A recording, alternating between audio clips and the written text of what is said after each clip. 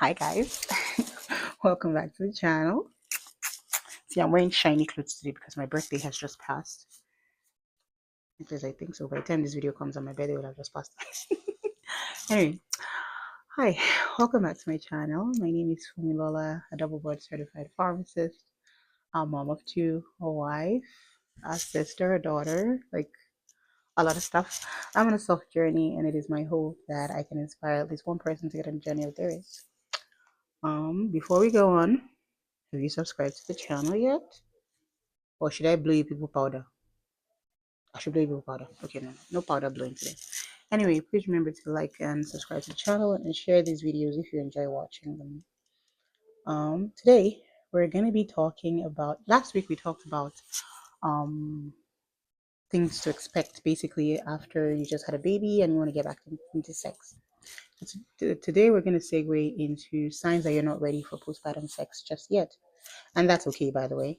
And then we're going to talk about a few things that you can do with your partner to get yourself ready or to make it better, okay?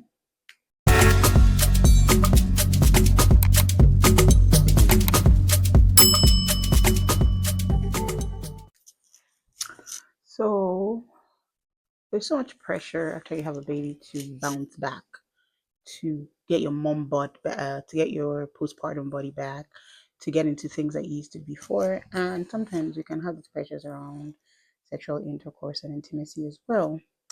But intimacy after childbirth is deeply personal, and if you rush back into it, it's like it never works out well. So today we're going to be talking about some signs that help you to know that you're not ready yet, even though you think that you are. If you have any of these signs, it's not going to be a lot, right? Just about I think 5 signs. So if any of this are happening to you, then you want to know that you're not ready yet, and then we're going to talk about a few things you can do with your partner to help you get ready. And by the way, I would also like to first of all say that it's okay not to be ready. It's okay to take your time. It's okay to understand your body first and the changes that have happened with you. Okay, so let's get into it. So I think one of the first signs that you need to know that you're not ready is if you're experiencing pain or discomfort like persistently. So even if you had a C-section or a vaginal delivery, like even weeks after delivery, your body is still healing, right? So if this is something that's happening, then you're actually not ready for that sex. You might be ready mentally, but you might not be physically ready. You might be ready emotionally. Your body might be choking you, but your body's not ready. So that's one of the first signs: pain or discomfort, like whenever you're trying to have sexual intercourse. And it means your body still needs some time to heal. You need to give it time. So and if this continues like months after you've had the baby, then like I said in my previous video, you need to talk to a doctor, right? Sex shouldn't hurt. It should be a pleasurable event. So yeah, pain and discomfort is definitely not what we're looking for. So vaginal dryness or lack of lubrication. Um, yes, you can use lubes for this, but there's a way that your vagina will be dry. It's your body's way of telling you that your hormones haven't balanced back yet, and you need to because if you're ready mentally, you will have some lubrication. You may not have the way you used to have it before. It's not raining and pouring as it used to, but some at least to let you know that you're actually ready for it. But if it's completely dry, sometimes even with the artificial lubricants and everything, you're still uncomfortable and stuff, and something is definitely not ready yet. So you want to take some time, okay? So if the idea of having sex fills you with dread or fear, anxiety, or sadness, please don't do it yet. Listen to your body. It's trying to tell you that it's not ready psychologically to get back into that. Like I said in my previous video, having a child can be a traumatizing event for a lot of people. And sometimes the thought of just, getting into the thing that brought about the child in the first place, your body's just like, no, no, no, no, no, we're not doing this right now. So you will have to listen to your body if that happens. So if every time you think about sex or your partner starts touching you, you start to feel anxiety or fear or sadness, or you're just emotionally down about it, you should listen to your body, and it means you're not ready yet. If you're touched out and overstimulated, sex might not be the thing that you want to happen to you. So if, for example, you're the primary or only caregiver for your child, because unfortunately that happens, like people are actually married to husbands that don't contribute to the care of their newborn. While that is sad, that is a topic for another day. What if you're in that kind of situation? So you're like nursing, rocking, breastfeeding, your body is constantly in demand from the baby, and then someone now comes and says that they want to touch you sexually. You might just not be in the mood. So if you feel like, oh, don't touch me, don't touch me, it means that you're not ready for that sex, you know. It means that you need to listen to your body, basically. Like, it doesn't mean that something is wrong with you. So sometimes the idea of more physical contact with another human being feels a little bit overwhelming because you've been rocking a baby, breastfeeding, all day you've been touching another person. And so when your husband comes to you or your spouse comes to you and they try to touch you, you just balk at the idea. Nothing is wrong with you. You're not broken. I mean, you're human and you're just maxed out on touching for the day. And yes, being touched out is a real thing, as most moms know, with children and touching and calling and needing all the time. So yeah, I mean, you're not broken. Nothing is wrong with you. Okay. If you're touched out and overstimulated, sex might not be the thing that you want to happen to you. So if, for example, you're the primary or only caregiver for your child, because unfortunately that happens, like people are actually married to husbands that don't contribute to the care of their newborn. While that is sad, that is a topic for another day.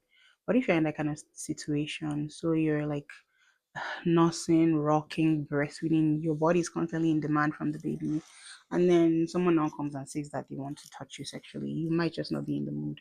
So if you feel like, oh, don't touch me, don't touch me, it means that you're not ready for that sex, you know. It means that you need to listen to your body, basically.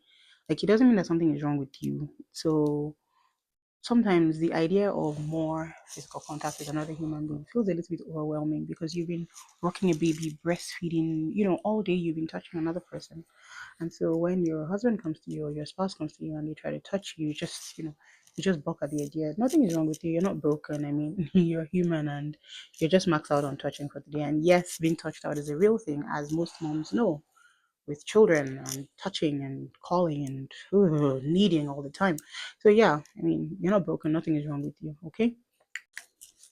Another reason for you to know that you're actually not ready for that sex is if you're doing it out of obligation, not desire.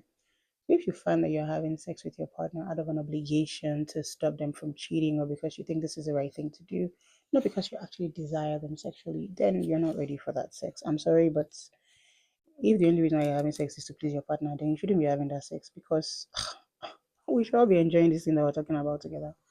So yeah, if you're feeling that pressure to get back into the swing of things, to please stop. Like, true intimacy requires consent, requires comfort, it requires you to be all in, right? You need to want it for yourself too. You need to enjoy it. Like I always say, like, ain't no sex happening if we're not gonna both be in there, right? Like, so yeah, these are like the things that I wanted to talk about for you to know that if these things are happening to you postpartum, then you're actually not ready for that sex, okay? Um, so we'll talk about the things that will let you know if you are not ready for sex. So what are a little bit of the things that you can do to kind of get you ready to prep you, right? So I think one of the first things that you should do is foreplay, touching without expectation. A little kerosene here, a little kerosene there. Not like, oh, we're just gonna go bah, bah, bah, bah, bah. No, like, in fact, for the first couple of times you guys are intimate, because intimacy is not just about penetration, right?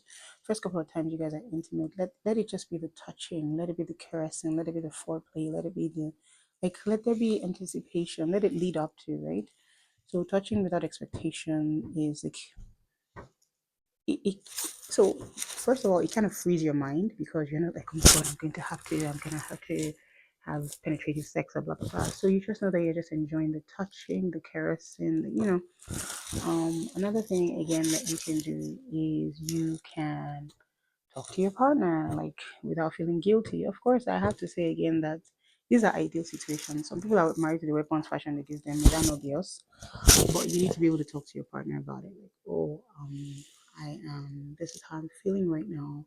I don't feel ready. I feel anxious every time you want to touch me, da da da. So, open communication without feeling guilty or without feeling like you're letting your partner down is also another thing that can help to rebuild. Because many times when you're vulnerable with your partner or you open up to them and they reassure you and they're like, oh, no, no, babe, it's okay. I don't. Da, da, da, da, da. You really you would need to want to shag that person for that bout of kindness. It's kind of high most times. Like, so kindness, because like like I always say, women have sex here first before they have sex physically in their bodies. So yeah, talking to your partner and openly communicating with them is usually very helpful. Another thing that is also very helpful post childbirth is you and your partner doing stuff together, like like when the baby's going to bed at night, we rock him to bed together. After that, we getting and see a 45 minutes movie, we cuddle, we have some night tea together. Like you guys create like a ritual together, something that bonds you, something that you start to look forward to and you're expectant of. And from there naturally, you guys just get into the groove of things and like that, like that, like that, like that, And from there it goes into the sex that you really want to have, not the one that you think that you should be having. Okay, so yeah, like creating rituals together is something that's also very helpful. Then you guys need to start dating again because believe it or not, having a baby is a game changer. Like I know that some people think, oh, you just have the baby and then your life will just go on as usual. No, no, no, no, no, no, no, no. You made this decision to bring another person into the world. It's going to impact your life forever and ever. It's never going to be the same again. So you have to be intentional with your spouse, right? You guys have to start dating again. You guys have to flirt with each other, send each other sweet text messages, peek here or peek there, stuff like that. And that's usually very helpful. And again, in all of this, go slow, be gentle, grant yourself some grace, understand that it's never going to be the same again. It might be better, like if you work on it, it might be better, but it's never going to be the same again. That's the truth. Like things are going to change. So be ready for that change and prep your mind for it, right? So talk to your partner, sit with your partner. And these are the reasons why when we're picking spouses, we need to pray. We need to be like all your senses need to be open because at the end of the day, the things that we're discussing here, they're ideals. Like if you're married to someone who doesn't show you any kindness or someone who doesn't really care about you, like they're just gonna want to get in there. They don't want to know you're enjoying it. And you hear men telling their wives things like, "Are you the first person that's going to have a baby? You're not the first person that's going to have. People have babies and no, no, no, no, no." So yeah, these are all ideals. If you're in a situation where you're not in an ideal situation, I will advise that you choose yourself in everything that you're doing, especially after you have a baby. I believe that our next conversation would be about postpartum depression. I want to talk about that a little bit. And since this is our Women's Health Week month, Women's Health Month, because I mean, I'm a July baby, so we want to talk about us girls. So, yeah.